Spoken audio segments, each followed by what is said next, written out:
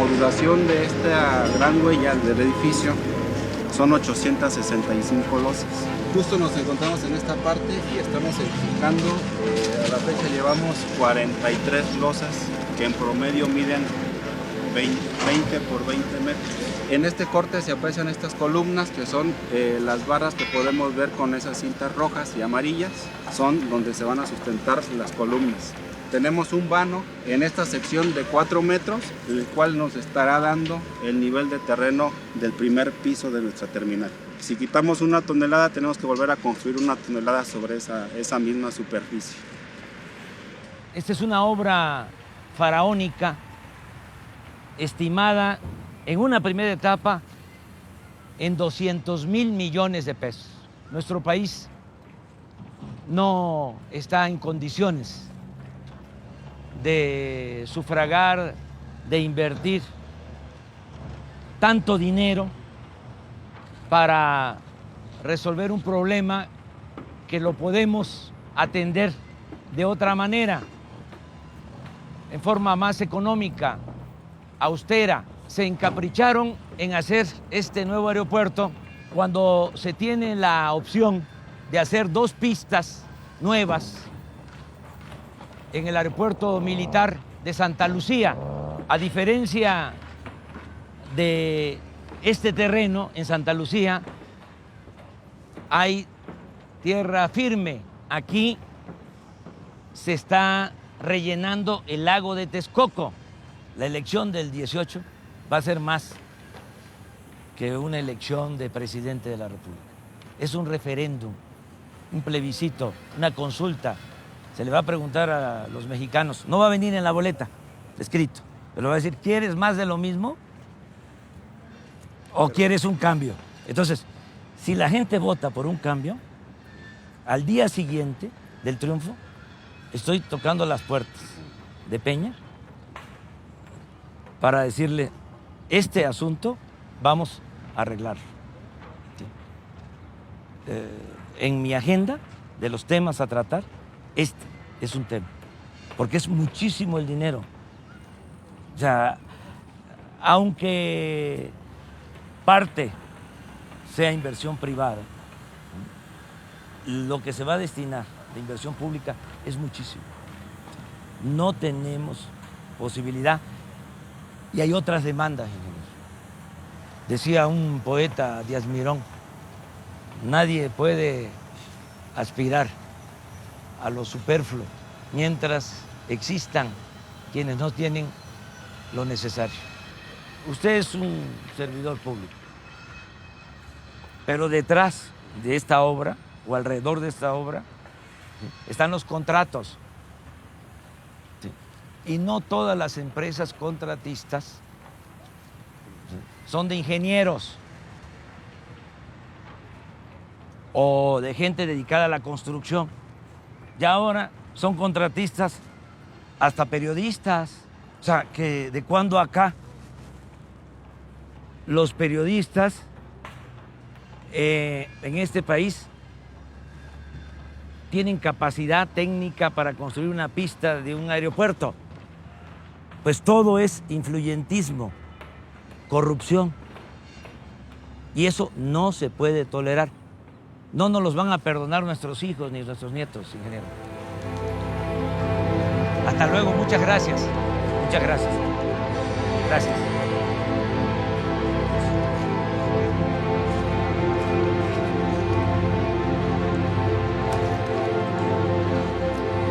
Hasta luego.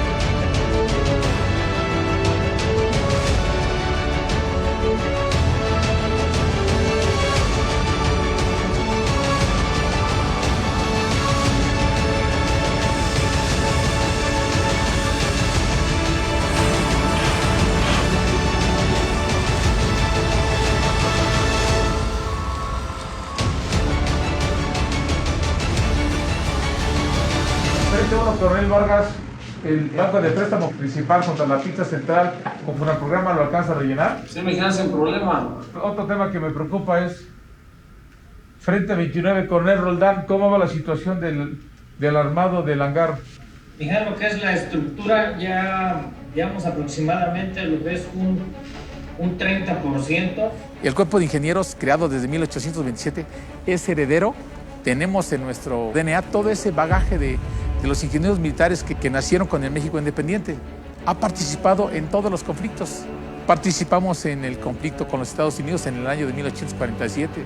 Participamos con la intervención francesa en los 1867. Participamos en la Revolución Mexicana. Hemos participado en un gran sinnúmero de operaciones militares con bajas y con operaciones militares a veces no victoriosas. Esta es la nueva lucha que nos tocó realizar a los ingenieros militares. No es el campo de batalla tradicional, estamos en el campo tecnológico, en el campo de la creación de la infraestructura nacional. Hay que exigirle mayor avance aquí a la construcción del Mexibus, ¿eh? Pásame el plano del centro comercial.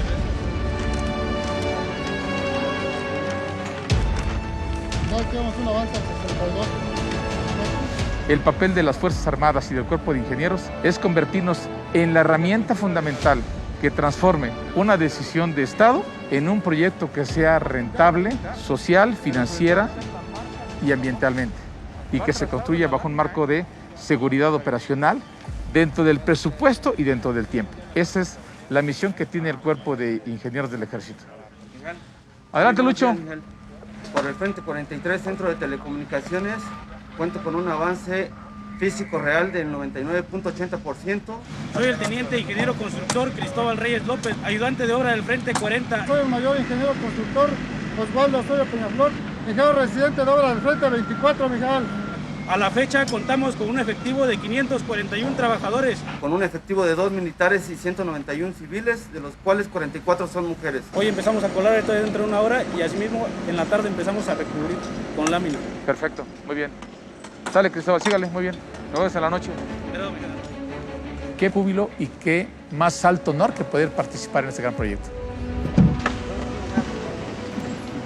¿Qué avance tenemos, Omar? Tenemos un avance del 98%, Miguel. Falta que nos lleguen los equipos, que es el arco detector y las bandas para los equipajes, para revisar los equipajes. Esta es una esclusa que divide el lado aire, estéril por decir algo, de las aeronaves con el lado tierra, donde está el resto de las actividades de soporte del aeropuerto. La óptica después de una megahora de este tamaño cambia.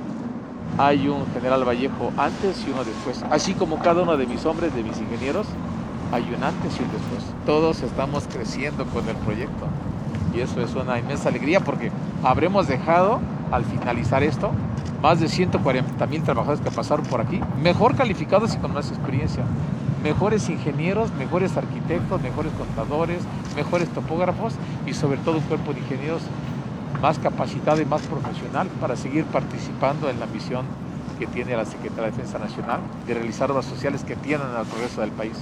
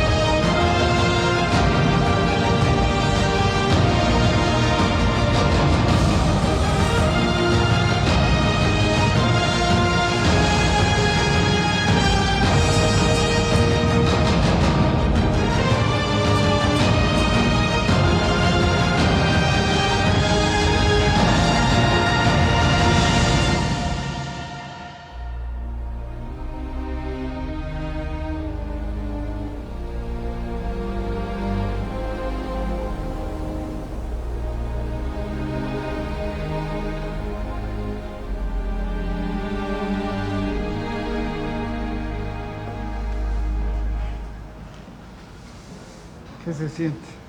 No, pues es una hazaña, porque se hizo el aeropuerto en muy poco tiempo. Es de primer orden en calidad y además con ahorros importantísimos. El aeropuerto que estaba proyectado en Texcoco estimaban 300,000 millones. Estimado.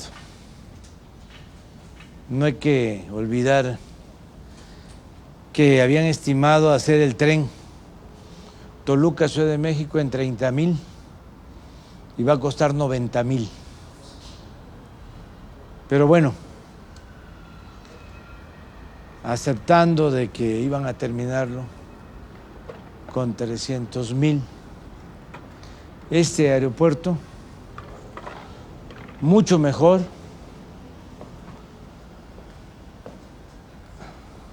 construido en 2 años y medio,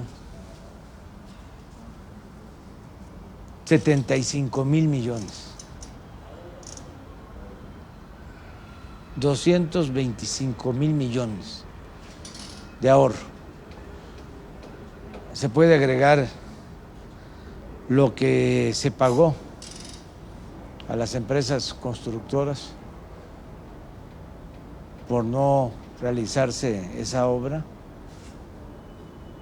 Tenemos un estimado de 80, de 100,000 millones. De todas formas, estamos hablando de un ahorro de 125, 130,000 millones de pesos. Con el ahorro que se obtuvo aquí, estamos financiando casi el 70% del Tren Maya, de 1,500 kilómetros de vía férrea. Eso es lo que significa este aeropuerto. Y el tiempo. Aquel aeropuerto, ese proyecto fallido, estaba pensado para que se inaugurara en el 2025. Además, iba a significar el cierre de la base aérea de Santa Lucía, aquí donde estamos, y el cierre del actual aeropuerto de la Ciudad de México, porque alegaban de que no podían operar al mismo tiempo 3 aeropuertos porque se producía interferencia aérea en el espacio. Todo se resume a que querían hacer negocio con los terrenos del actual aeropuerto. El aeropuerto Benito Juárez tiene 700 hectáreas y era un negocio inmobiliario. Iban a construir una avenida central desde el aeropuerto Benito Juárez hasta el nuevo aeropuerto de Texcoco, y de lado y lado a fraccionar. Y lo mismo pensaban hacer con este terreno de la base aérea de Santa Lucía. Entonces todo eso es lo que se canceló, todo ese gran negocio, ese atraco, y por eso les produjo mucho coraje, pero nosotros tenemos que cuidar el interés público, el interés de la nación. Por eso somos servidores públicos. Afortunadamente, y eso fue clave, se recurrió a los ingenieros militares. Teníamos un tesoro, pienso yo, en la Secretaría de la Defensa, una gran institución que, independientemente de su profesionalismo, su vocación de servicio, la lealtad a las instituciones, a nuestro pueblo, su labor de defensa al territorio nacional, su auxilio a la población en casos de desastre. Tienen mucho profesionalismo también en el sector médico y en la ingeniería. Y eso no se sabe mucho. Ahora más. Se conocía y tiene muy buena fama el hospital militar, los médicos militares, pero no se sabía mucho de los ingenieros militares, que son excepcionales, extraordinarios. Y aquí no hay excusas ni pretextos. Aquí dijimos, inauguramos el 21 de marzo del 2022 y vamos a inaugurar el 21 de marzo del 22.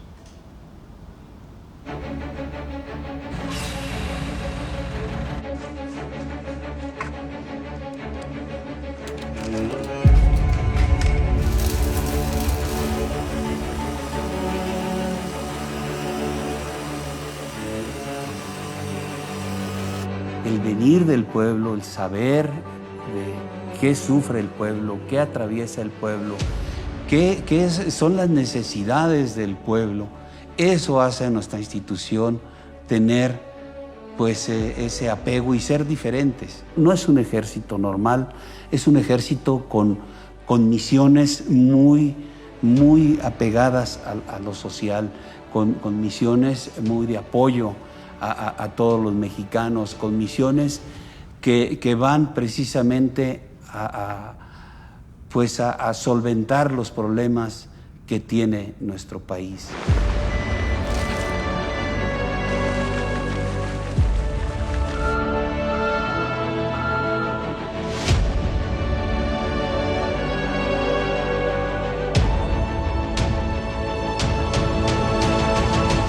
Estamos estructurados para funcionar a través de órdenes, el cumplimiento de las órdenes, porque tenemos esa gran disciplina, esos valores y esas virtudes militares. Entonces, desde el momento que el señor presidente nos da esa instrucción, esa orden de cuidar los derechos humanos, de no violentar los derechos humanos, de no hacer lo que a lo mejor realizamos de una manera que nos llevó a tener algunos problemas. Los mandos de las unidades, los mandos de zona militar, los mandos de región militar se han dado a la tarea de también estar en esa misma línea, cuidando que el personal no viole derechos humanos, que la fuerza que se tiene, las capacidades que se tienen, no sean en contra de la sociedad, sino al contrario, ir y buscar cómo ayudamos a la sociedad. No podemos volcar la fuerza hacia un ciudadano, así sea un delincuente. Así sea un delincuente, tenemos que respetar los derechos humanos. La construcción de la paz no es traer el fusil, no es actuar no es el actuar de las Fuerzas Armadas, es todo lo demás que está atrás de eso, todo lo que el gobierno en turno puede desarrollar para beneficio de la sociedad, y que el señor presidente, la verdad que ha implementado una gran cantidad de programas que poco a poco se va logrando el objetivo, se van rescatando jóvenes, les estamos quitando jóvenes a la delincuencia. Esos programas los llevan a prepararse para enfrentar de una manera diferente la vida, de tener una ocupación, saber un oficio. Hemos cambiado, somos diferentes y hemos participado en todo esto del proyecto del señor presidente. Y simple y sencillamente porque, como lo citaba yo anteriormente, es una instrucción, es una orden. Él es nuestro comandante supremo, porque fue elegido por el pueblo de México. El pueblo de México determinó que el señor presidente fuera quien dirigiera los destinos del país. No vamos a emplear tanques, no vamos a emplear vehículos artillados, no. Vamos a emplear todas esas capacidades que tenemos, que son, dicho militarmente, la parte logística de la institución en beneficio de la sociedad. La fuerza, la capacidad de la institución está volcada a la parte social.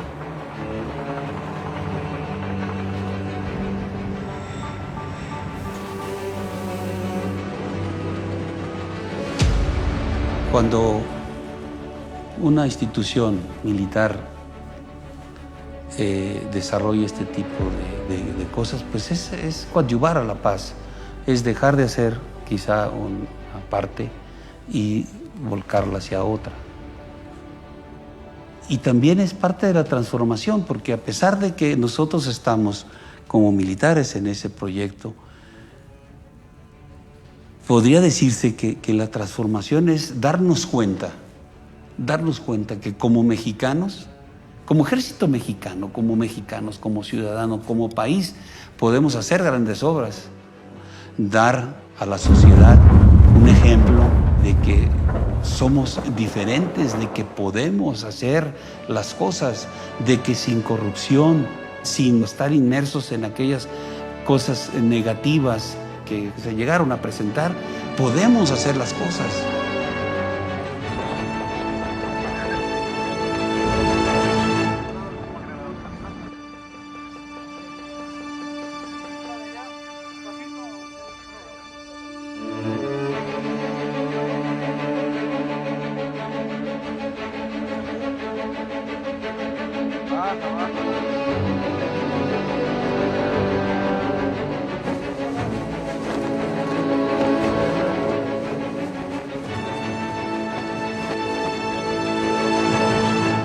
General Felipe Ángeles, permítame presentarme y dar la bienvenida. Soy el general Gustavo Vallejo, ingeniero residente general de los trabajos de construcción de este aeropuerto internacional que lleva su nombre. Es un honor recibirlo y que sea usted quien por mandato presidencial le da identidad a este megaproyecto. Ángeles era algo excepcional. Villa decía que era el único que le permitía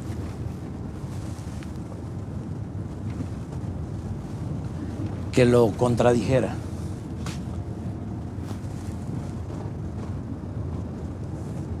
Y hay una frase que yo usé cuando se decidió soltar al hijo del Chapo, porque calculamos que iba a haber una matanza, iban a perder la vida más de 200 personas en Culiacán. De Guzmán lo era, el hijo.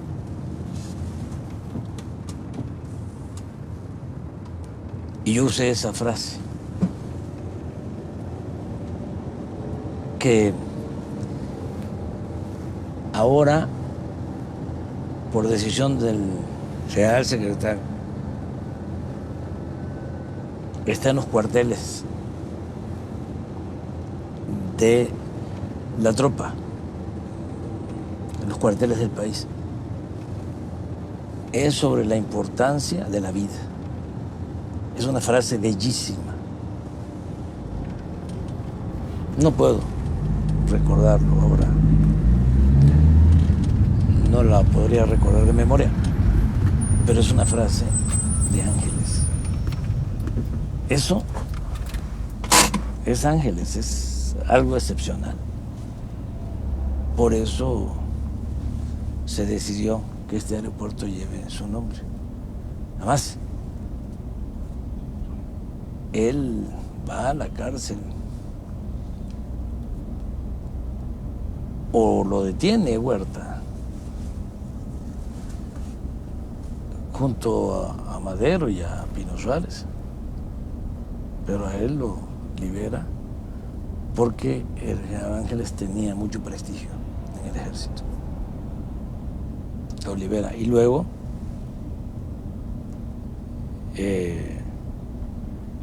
Ángeles se incorpora con Villa. Antes había estado en Morelos, lo mandan a combatir a los zapatistas y aún en esas circunstancias los zapatistas le tenían un gran respeto porque no cometía las barbaridades que hicieron otros militares, Huerta incluido, de que arrasaban los pueblos, quemaban los pueblos y mataban a mansalva a la gente. Eso no era el general Ángeles. Y ahora el ejército mexicano está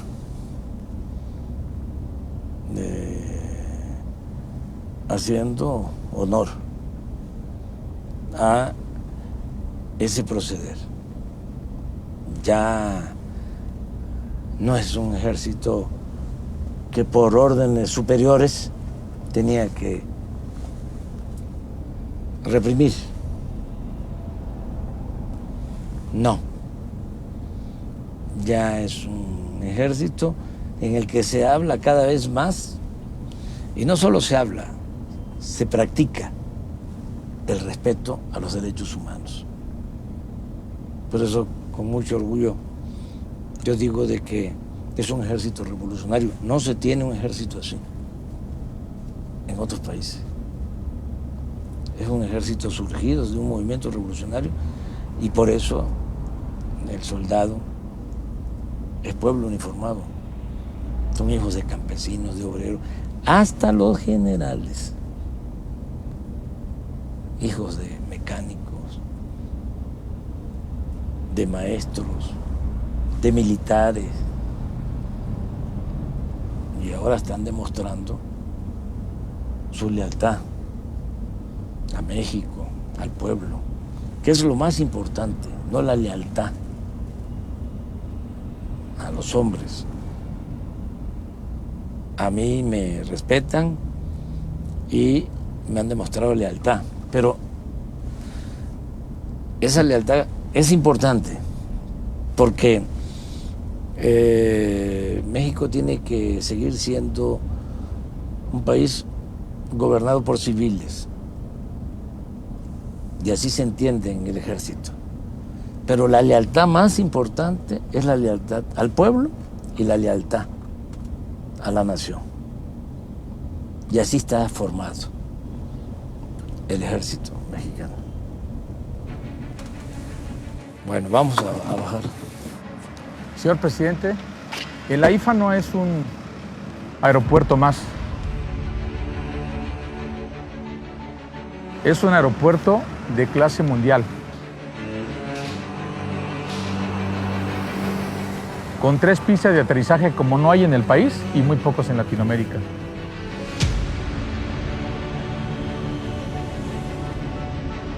Construido bajo lineamientos de un aeropuerto de clase mundial con las mejores prácticas profesionales. Pero además es un complejo aeroportuario integral. No solamente va a atender pasajeros y carga, tiene todos los modelos de negocios que tiene un aeropuerto de primer orden, como son terminales de carga doméstica internacional, bases de mantenimiento universal de aeronaves, aviación ejecutiva, terminales de aviación de helicópteros, auditorios, centros de convenciones, centros de capacitación. Pero adicionalmente, el esfuerzo fue más allá. Fue haber reubicado la base aérea militar más grande del país y también la más antigua, que se construyó durante 70 años, a partir de 1954, en un solo año y medio, al sur de la posición para permitir la construcción de este complejo aeroportuario. Se trata de una auténtica ciudad militar, donde además de reubicar la base aérea militar, se construyeron los principales centros logísticos del ejército mexicano, incluidos unidades habitacionales, complejos comerciales, hospitales, centros educativos.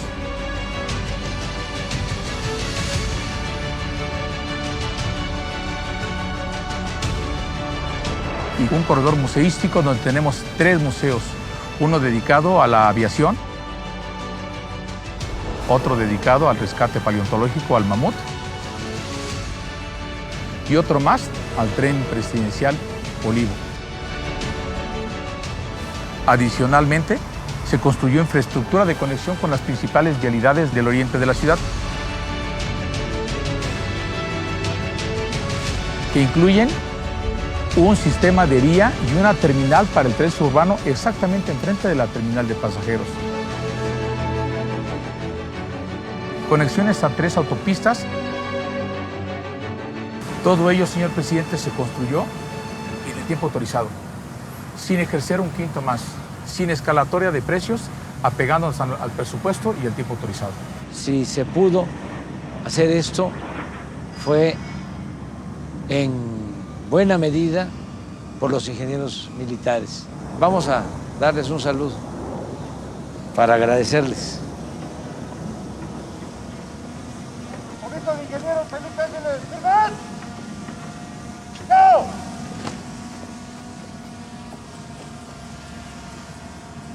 Mujeres, hombres, ingenieros militares que han estado a cargo de esta importante obra, les reconocemos su trabajo, su perseverancia, su profesionalismo, su honestidad y su amor por México, porque esta es una obra en beneficio del pueblo de México. Están ustedes cumpliendo cabalmente con las normas, con la ley que define el funcionamiento de las Fuerzas Armadas y están ayudando al desarrollo de nuestro país. Otros países presumen sus obras. Nosotros tenemos mucho de qué presumir con esta obra, que, repito, se llevó a cabo gracias a la responsabilidad, al profesionalismo, a la entrega de ustedes, ingenieros militares, mujeres y hombres, y mi agradecimiento al general Vallejo, un ingeniero y militar ejemplar. Y muchas gracias también, mi reconocimiento al general secretario Luis Crescencio Sandoval González, secretario de la Defensa, que me ha estado respaldando, apoyando con entrega, con lealtad. De modo que muchas gracias a todas, a todos ustedes. Transmitan mi agradecimiento a sus familiares, porque ustedes se aplicaron aquí día y noche y ellos también ayudaron, permitiéndoles dedicar todo este tiempo en bien del país, en bien de la patria. Muchas gracias. Abrimos, por favor.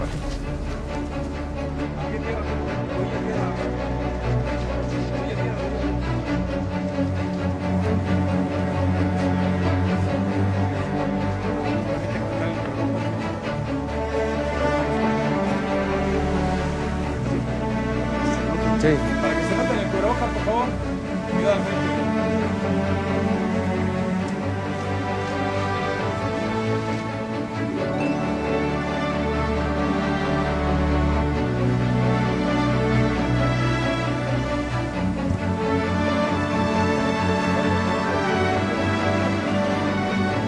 Sí. Cuidado ahí.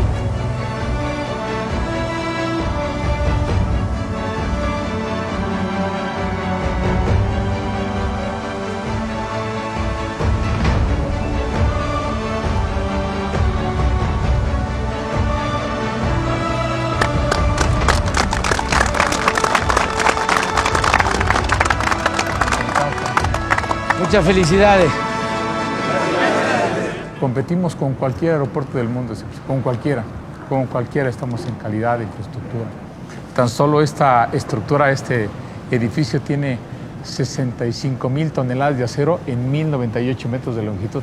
Es como 3 portaaviones nucleares, señor presidente, clase Nimitz de 330 metros de longitud, de ese tamaño en cuanto a acero.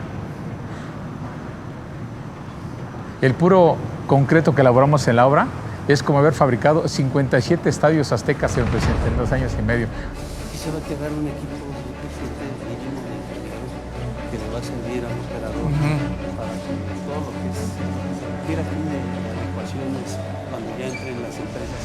Sí.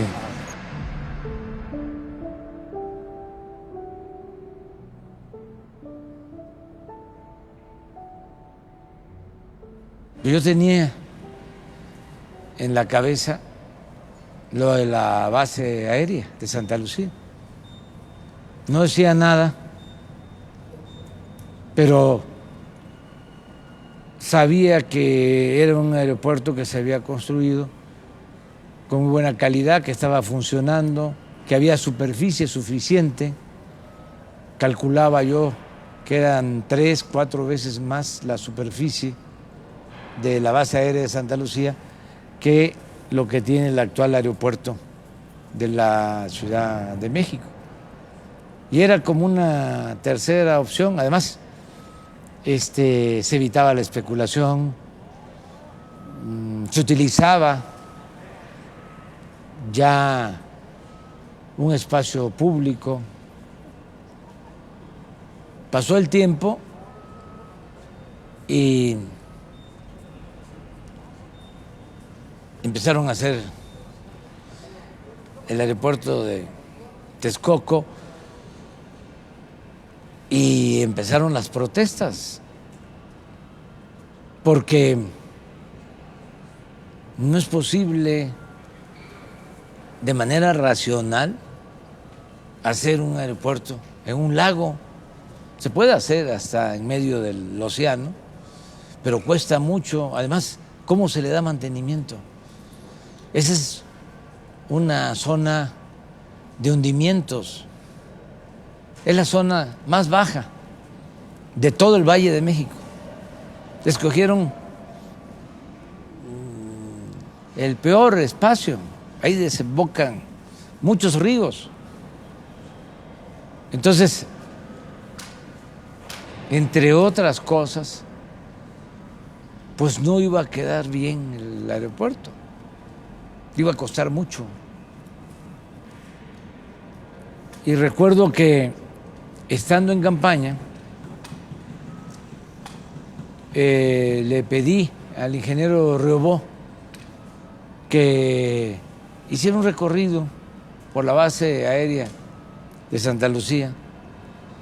Se portó muy bien el comandante, el encargado de la base aérea, y le permitió entrar, y nos dimos cuenta de que pues era el sitio apropiado Y a partir de ahí dijimos, Santa Lucía. Y fue cuando empezamos a promover el proyecto. Y en ese entonces, ¿te acuerdas? Fuimos a Texcoco, que ya habían empezado y además estaban apuradísimos, tratando de rellenar el lago. Acabaron con cerros, devastaban cerros completos para rellenar y gastando mucho dinero. Una vez que ganamos, pues todo se precipitó, porque lo que querían era que ya diéramos como un hecho que se tenía que hacer el aeropuerto, porque ni modo que tomáramos la decisión de cancelarlo. Entonces, lanzaron bonos, comprometieron recursos a futuro. De todas formas, decidimos consultar a la gente, preguntarle a la gente, y la mayoría opinó de que no se hiciera la obra en Texcoco y se construyera aquí. Sabia decisión.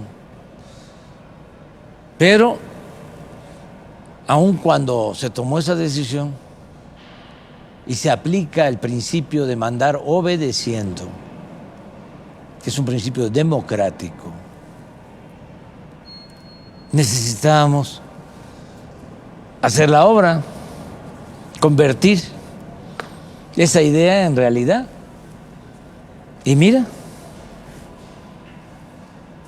y no voy a dejar de mencionar que se pudo,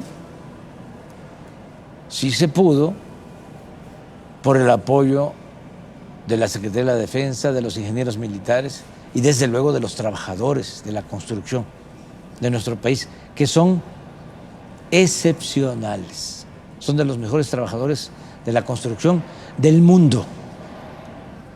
Trabajaron también empresas de la construcción, a las que les agradecemos mucho porque cumplieron. A mí me gustaría que el general Vallejo explicara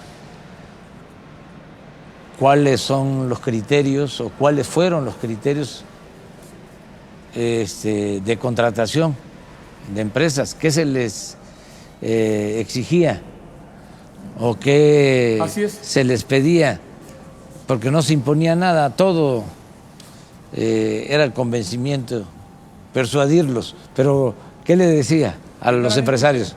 En las negociaciones con las grandes empresas mexicanas, las grandes empresas productoras de piso, de cable, de cristal, de aluminio, de pintura, negociamos directamente el cuerpo de ingenieros del Ejército con los dueños, propietarios, hijos o directores generales de estas grandes empresas para buscar las mejores condiciones para el Estado en una relación ganar-ganar. Le comentamos a la empresa que tiene la oportunidad de sumarse como un aliado estratégico a este proyecto, que será un proyecto exitoso. Formar parte de este proyecto del Gobierno de México, pero adicionalmente que nos dé un excelente precio. En las negociaciones nosotros buscamos siempre calidad y costo, las mejores condiciones al Estado. Negociábamos directamente con ellos, señor presidente, tú a tú con las grandes empresas, buscando los mejores precios.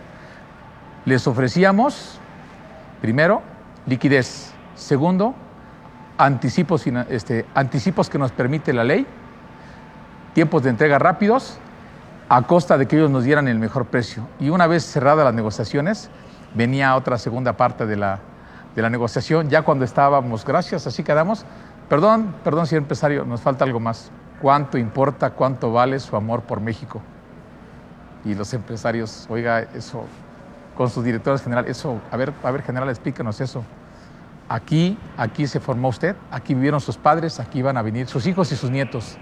¿Cuánto vale ese amor que le tiene usted al país que lo pueda reflejar en esta transacción? Vaya, general, no le entendemos. A ver, explíquenos. Yo calculo que un 3% en adelante todavía puede representar ese amor por el país. Y bueno, ya cerrado con su equipo de trabajo, pues ni modo que no amen a México. Y logramos nada más por ese 3% en cada negociación, cientos de millones de pesos de economía que se reinyectó precisamente a dotar de mejor tecnología el aeropuerto. También debo de mencionarle que todas las empresas, aún extranjeras, nos dieron ese porcentaje de descuento.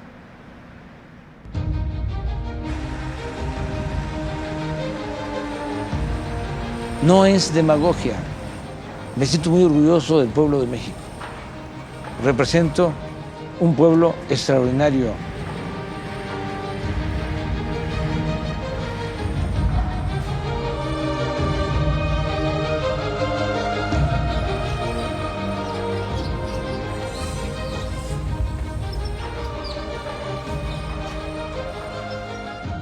Es en esencia el criterio de modernidad, solo que forjado desde abajo y para todos. No es la modernidad para las élites, la modernidad en abstracto, sin la gente. Es, repito, que el país se modernice, pero incluyendo a todos. Es trabajo, es empleo para los mexicanos. Y las utilidades, pues son también para el pueblo de México, porque este aeropuerto va a estar manejado por una empresa de la Secretaría de la Defensa para proteger estos bienes de la nación, porque todo esto se está haciendo con presupuesto público, dinero del pueblo, sin deuda. Muy buenas tardes. Muchas gracias por lo que están haciendo, porque sin ustedes no se podría. Decía el presidente Juárez, con el pueblo todo, sin el pueblo nada. Y es el trabajo de ustedes, que lo apreciamos mucho, porque se piensa nada más en el dinero, en el presupuesto, en la tecnología, pero no en los trabajadores, que sin ustedes no haríamos nada, en México y en el mundo. Y nosotros tenemos la fortuna, la suerte, la bendición de contar con un pueblo muy trabajador. Es una tradición que viene de lejos. Los trabajadores de la construcción de México son de los mejores del mundo. Nuestros paisanos que se van a buscarse la vida a Estados Unidos, allá se les solicita porque son muy buenos. Los trabajadores de la construcción, fierreros, que son como artistas, que hacen las grandes obras como esta. Por eso, a través de ustedes, queremos transmitir un reconocimiento a todos los trabajadores de la construcción de nuestro país y en especial a los trabajadores que están haciendo posible esta gran obra, que como ustedes saben es en beneficio de nuestro pueblo, para el progreso de México, para el desarrollo de nuestra nación.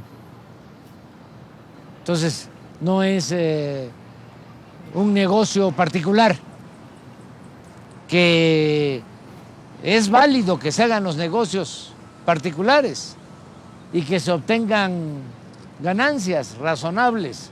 Nosotros no estamos en contra de eso. Nosotros no estamos en contra de los empresarios. Nosotros estamos en contra de la riqueza mala vida. Estamos en contra de la corrupción. Pero en este caso, además, es una obra pública, porque los beneficios son para el pueblo, son para México. Lo que se tenga de ingresos es para el presupuesto, y el presupuesto es público, es dinero del pueblo, es para la educación, es para la salud, es para que haya pensiones, que haya becas para estudiantes de familias de escasos recursos económicos.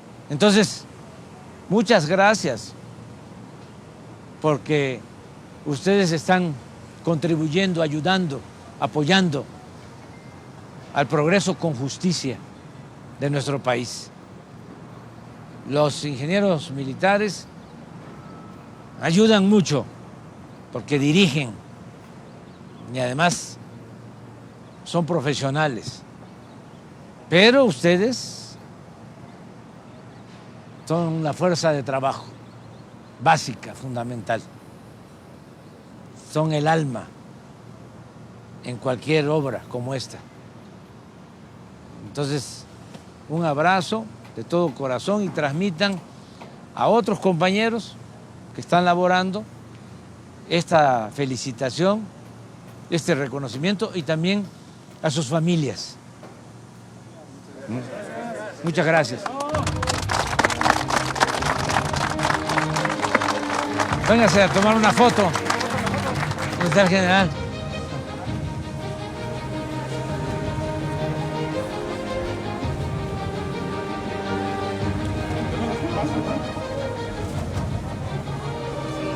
Y se permite que se quiten por lo pronto, un rato nada más el cubreboca para que se conozcan cuando salga la foto.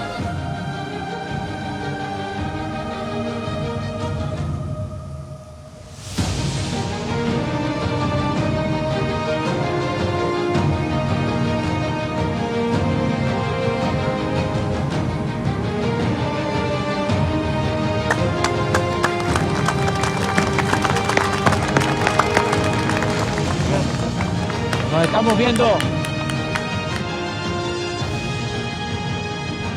Entonces somos un pueblo con mucha grandeza cultural. Y por eso podemos enfrentar adversidades y salir adelante. Y de ahí nuestra fe en el porvenir. Siempre hablo de nosotros. Es un nosotros. Todos y todas.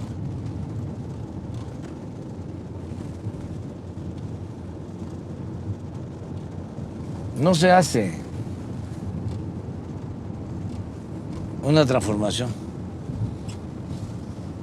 solo con dirección, buena fe, recursos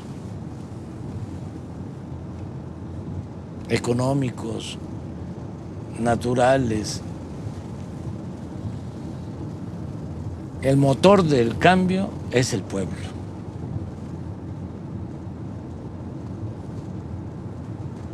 Eso es lo mero principal.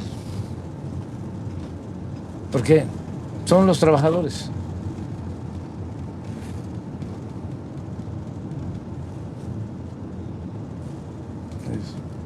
Ellos.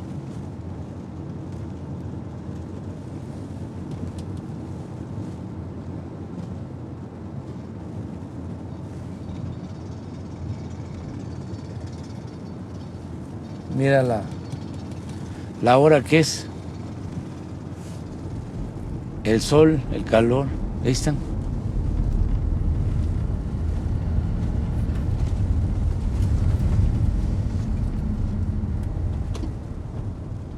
El ejército mexicano no forma parte de la oligarquía, no es como otros ejércitos. Y cuando hablas de el ejército que no combate se corrompe y el ejército que combate se corrompe más, yo te diría que eso también está cambiando, porque depende mucho del comandante supremo. Los errores que se han cometido utilizando al ejército para reprimir al pueblo,